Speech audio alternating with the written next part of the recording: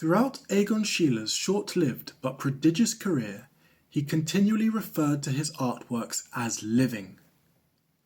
On September 1st, 1911, in a letter to his uncle Leopold Zizek, the 22-year-old Schieler writes, "I will reach the point where people will be shocked by the magnitude of every one of my inverted commas living works."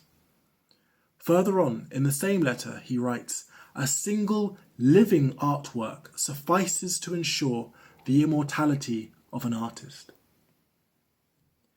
In a manuscript from Bregenz, dated 18th of August 1912, some 3 months after Schieler witnessed one of his paintings being burnt by a judge in an act condemning Schieler's inverted commas pornographic and immoral artworks, he states, "One needs to observe and experience the world with naive, pure eyes in order to attain a great Weltanschauung, worldview, that is a living cult." He ends the manuscript writing, "Envy those who see beauty in everything in the world." On the 23rd of November 1914, Schieler addresses his best friend and brother-in-law Anton Peschka in this letter. "Dear Anton Peschka, we have known one another for a long time. Life has been painful for you, and you have learned from what you lived through. Times must change. There is one great flaw within you, and once you are rid of it, you must surely grow. It is you who should be master. You should take charge. Those who live thoughtfully will progress faster. We must not be peasants bound to the earth. This alone should already set us apart from the others. We must never ask for the past to return, for that would be regression. This is why I don't want to stay with you here. Instead, I will go to Berlin after the war, and there I will have the courage to start a new life. To this end, I wish both you and myself insight, clarity, and good luck. Warmest greetings, Egon Schieler." Schieler died on the 31st of October 1918, only months after his beloved father figure, Gustav Klimt, and 3 days after his wife, Edith, who was also pregnant with his child, passed away from the Spanish flu. Schieler did not get to start a new life in Berlin as he had planned. While alive, however, this mercurial man of action had invented many roles for himself. Schieler's obsession with living and, in his own words, experiencing everything is the subject of my exploration on the flower path this week, and what I would like to call radical reinvention. Like David Bowie and Yukio Mishima, who were both undoubtedly inspired by the Austrian artist, Schieler cast himself in an infinite array of characters, such as the artist, the dancer, the fighter, the outsider, the self-seer, the hermit, the priest, the silver Klimt, the saint, the dandy, the model, the businessman, the poet, the lover, the occultist, the prisoner, the free man, the student,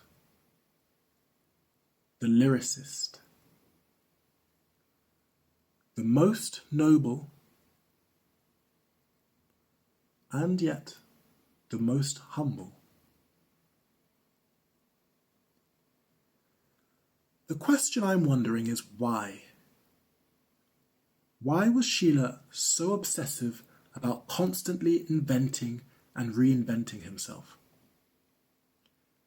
I think that there are multiple reasons for this, most of which are probably related to Schieler's individual character and artistic sensibility. But I also think that the time in which Schiele was living played a hugely important role in this. Born in Tulln, some 16 miles outside of Vienna, on the 12th of June 1890, Schiele's entire 28-year existence coincided with a period when the tectonic plates were shifting. He had the First World War to contend with, a crumbling Austro-Hungarian Empire, the emergence of new radical art forms and artists like Gustav Klimt, Arnold Schoenberg, Oskar Kokoschka, Max Oppenheimer, Gustav Mahler, Robert Musil, etc. He had the birth of photography and film to contend with, Sigmund Freud's psychoanalysis, Nazi ideology, and modernist architecture. Was it radical change that provoked radical art, or radical art that inspired radical change?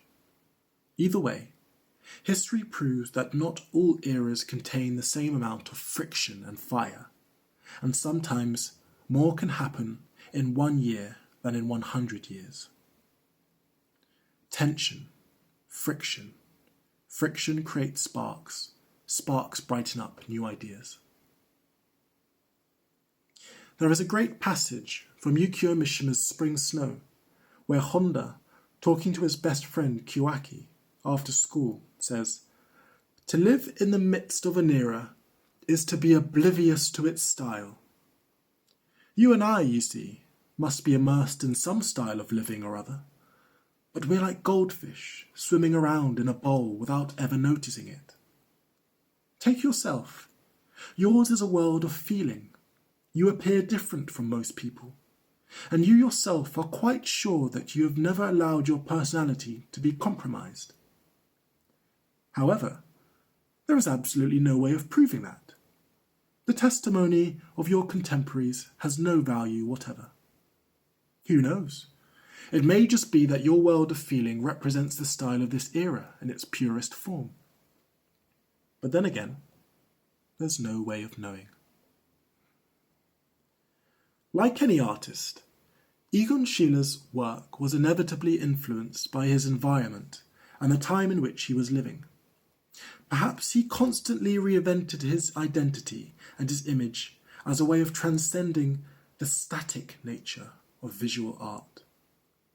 Schieler's work is active. In many of his self-portraits, for example, his figure emits light and pulsates with tension. There is an intensity and an aliveness in his eyes which engage you intimately and directly. Schieler was not satisfied with portraying only the beauteous, distracting facade, and reinvented himself to understand more deeply the quivering, fluid, intriguing psyche that lies underneath outer appearance. Schieler believed that part of a person's defining essence, her or his identity, could be glimpsed or even pinned down if the artist were a true seer.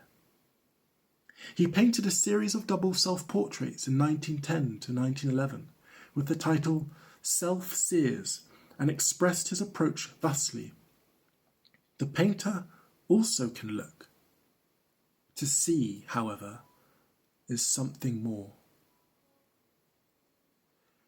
These are just some thoughts as I approach day 30 on the flower path, a starting point for understanding this mercurial man of action. And so in the words of Egon Schiele, I wish both you and myself insight, clarity, and good luck. Good night.